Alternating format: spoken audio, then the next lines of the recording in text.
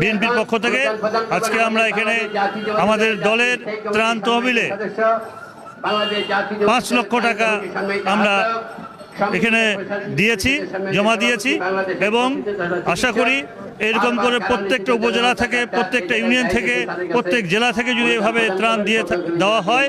তাহলে আমাদের দলের যে ভাবমূর্তি এটা আরও উজ্জ্বল হবে এবং আমাদের নেতা জনাব তারেক রহমান সাহেবের হাতকে আরও শক্তিশালী করা হবে এবং সাধারণ মানুষের কাছে যে একটা মেসেজ পৌঁছেছে যে বাংলাদেশ জাতীয়তাবাদী দল মাটি মানুষের দল, সাধারণ মানুষের দল, মানুষের বিপদে আপদে সবসময় ছিল,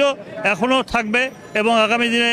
ইনশাল্লাহ আমরা আরও বেশি কিছু করতে পারবো বলে আমরা বিশ্বাস করি যদি আমাদের নেতা জনাব তারেক রহমান সাহেব এই দেশে এসে আমাদের দলকে যদি সঠিকভাবে